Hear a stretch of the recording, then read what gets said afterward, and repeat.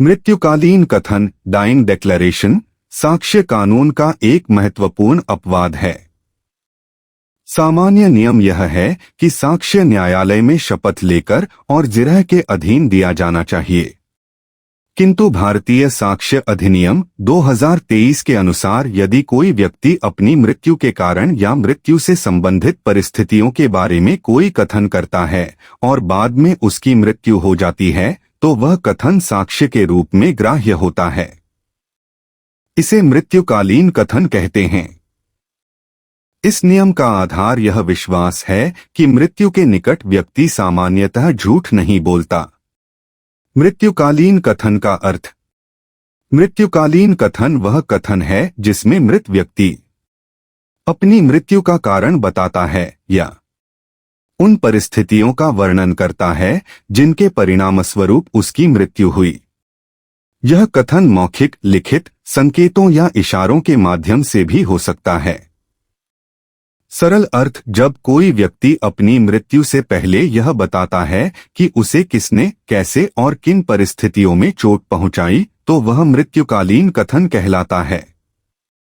यह ग्राह्य क्यों है? सामान्यतः न्यायालय के बाहर दिया गया कथन श्रुतलेख हियरसे माना जाता है और ग्राह्य नहीं होता, लेकिन मृत्युकालीन कथन को अपवाद के रूप में स्वीकार किया जाता है क्योंकि कथनकर्ता की मृत्यु हो चुकी होती है। वह न्यायालय में उपस्थित नहीं हो सकता।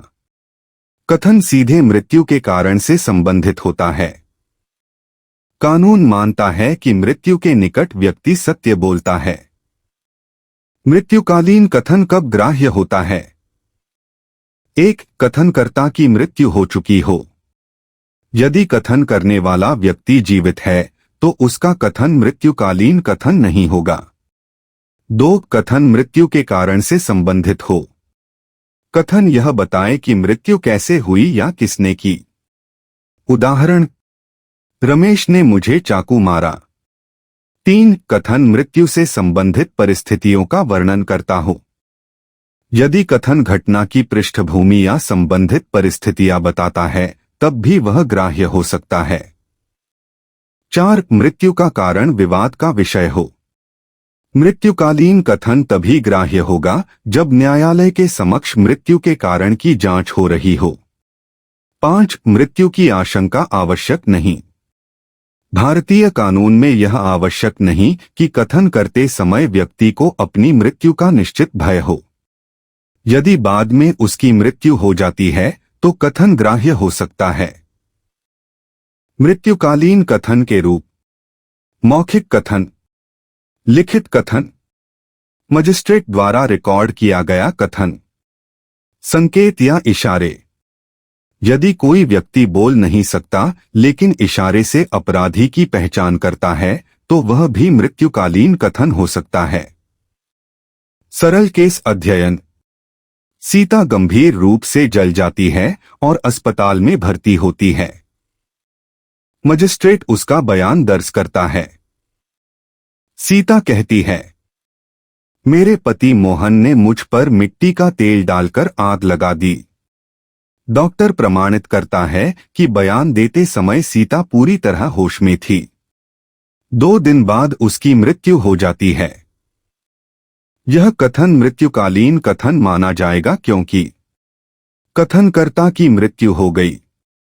कथन मृत्यु के कारण से संबंधित है। कथन स्वेच्छा से दिया गया। कथन देते समय वह मानसिक रूप से स्वस्थ थी। न्यायालय इस कथन के आधार पर निर्णय दे सकता है। निष्कर्ष, मृत्युकालीन कथन वह कथन है जो कोई व्यक्ति अपनी मृत्यु के कारण या उससे संबंधित परिस्थितियों के बारे में करता है और बाद में उसकी मृत्यु हो जाती है। यह श्रुतलेख नियम का महत्वपूर्ण अपवाद है।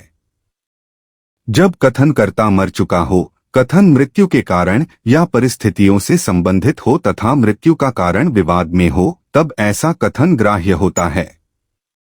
न्यायालय इसकी सत्यता, स्वैच्छिकता और विश्वसनीयता की सावधानी पूर्वक जांच करके उस पर विश्वास करता है।